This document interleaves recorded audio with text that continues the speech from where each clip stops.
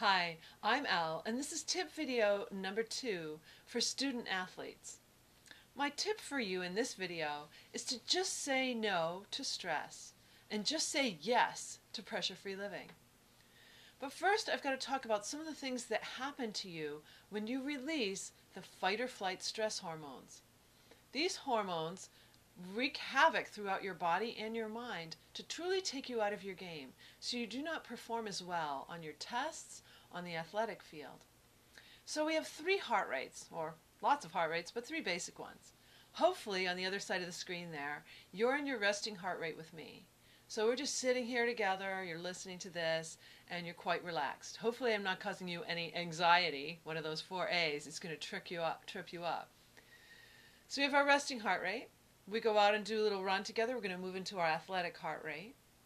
The heart rate that triggers the fight or flight stress response is above your athletic heart rate. Though sometimes in your games and workouts, you're actually triggering up into that heart rate. And that's why you're experiencing some of the symptoms I'm going to share with you next. When we trigger that high heart rate, we release chemicals inside our bodies, the stress hormones. There are 2 floods. The first release is basically adrenaline. Adrenaline's going to course through your body, wick fat and glucose from your extremities and bring it all right here. So you have a super amount of energy to violently fight or flailingly run away.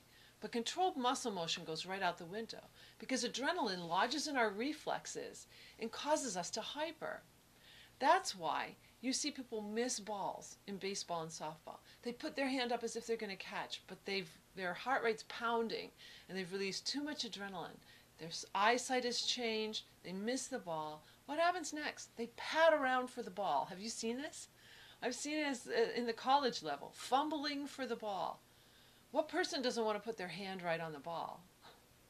But we're fumbling for it because we've got all this extra adrenaline that's causing our reflexes to hyper.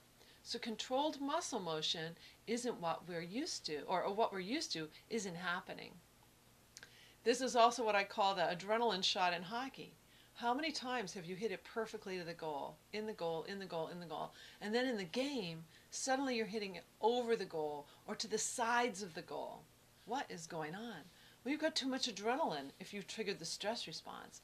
So you're actually passing too hard or shooting, and it's going right up over the goal instead of right in the goal. So we hyper our reflexes. Our eyesight changes. Hearing changes. Many of my athletes say, I can't even hear what the coach is saying.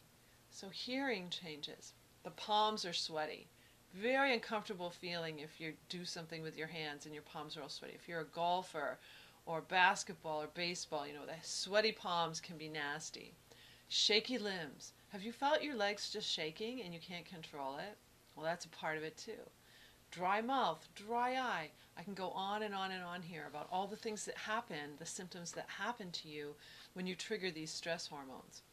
One thing with the second flood that I want to mention, although there are many, many things that really are detrimental to our health when we release the second flood of hormones. They're called glucocorticoids. And when they go out into the system, they're trying to get the cells all back to normal, which is a great thing. However, too much cortisol in the system atrophies our muscles and bones, makes them smaller and weaker. As an athlete, you don't want this. So what you need to do is just say no. We say no to other drugs, or at least hopefully you do.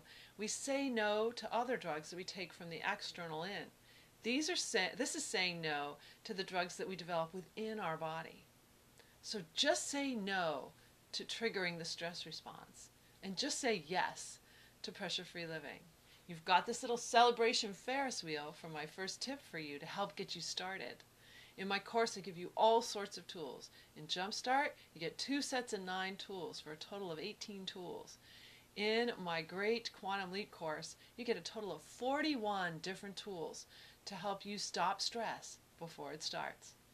So I'm Elle, this is Pressure Free Living, and I'm wishing you a fabulous pressure-free day.